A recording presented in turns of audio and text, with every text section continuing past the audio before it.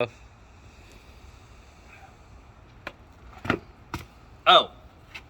hey guys. I just wanted you to see that I actually do some work, contrary to popular belief that I don't just ride around in the truck and talk on the phone. Anyway, hey guys, look, I just wanted to go over this job with you real quick. This was a water loss. We're up here in Chesterfield, and what happened on this is, I mean, it's fairly common to have, a toilet back up, washing machine overflow, dishwasher let loose, ice maker lines are a big one. Anything that brings water into your home, water will kill a home. Water will kill a home. I can't stress that enough. We're about to release another video on winterizing your home, and a big part of that is stuff you can do with water, but I'll digress on that.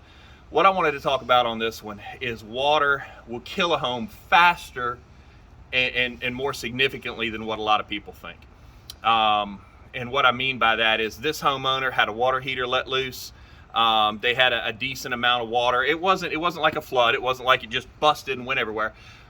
But what happened is it was the TPR valve, the temperature pressure relief valve, was letting water slowly but steadily out. This is in a walkout basement, so this is and if somebody didn't know what a walkout basement is, this side is above grade, the front side is below grade. So from the back side it looks like a 3-story, but from the front side it only looks like a 2-story. So the water was running down here for a while before anybody really realized this, and it was just a slow but steady stream, and it was enough that it came through, and water will wick, especially when it goes in carpet padding, 2x4s set on concrete and basement framing, things like that. And so what happened is the homeowner thought that they were just going to come in here, change the water heater out real quick, mop the water up in the utility room portion, and this shop vac the carpet where they thought that it was wet because they'd let the top dry out. Well, what happens, let's go in here, Chris. What happens is water started back there in the utility room, came out and just started running through here. We found all the way over at the far point of the wall by this outside window, we found moisture readings of 99.9%, which means saturated at that outside wall. So what we're having to do now is go back and properly mitigate it. We do have doors closed and things closed off down here. You just can't happen to see them because a lot of it's back in the utility room and at the stairs and so on. And we're going to set up an air scrubber. I always, that's kind of overkill, but I always do that on jobs just as a precaution. It can't hurt to clean the air and just kind of go that extra mile. Sometimes I can get away with billing it, sometimes I can't. But just for the safety of the home, the safety of the tenants, just safety in general, it's just a good idea. I just like to run an air scrubber to kind of go that extra mile, just kind of clean the air and filter the particulates out. But what happens is all of this padding is just drenched, and so I just wanted to take a minute to make this video, because if you have a water loss, you need to get it properly mitigated. Look at this. We got microbial growth over here on these tack strips. You can just look at the tack strips and tell that they're just soaked.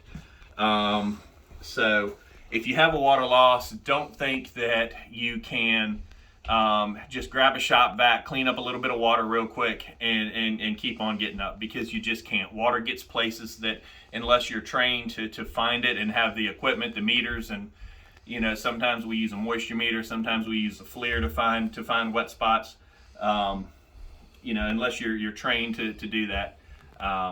Don't think you can just shop vac it up and go on about your business, because just like what happened in here, it started smelling extremely moldy and musty after about 4 or 5 days. So now, instead of having a basic fresh water loss, which clean water, category 1, maybe category 2, just clean water loss, now we're dealing with category 3 water, and that's more significant to deal with, dealing with microbial growth. So now the small problem that he did have is turned into a far more significant problem. So give me a call, 804-458-3547 or 804-283-0452.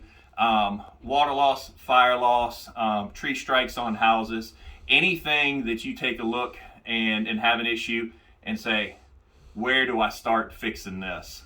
I'm your guy to call. I appreciate your time. I hope you learned something from the video. It's good for me to run through it as a refresher, because we do a wide variety of things as a builder. But fortunately, the one of the guys that we have working for us, all he's done for 20 years is strictly water loss and mitigation. So he is fantastic at it. Honestly, he probably knows more than I do. So we are well suited for any of your disaster loss. Anyway, all right, y'all have a good day. I'm gonna get back to work.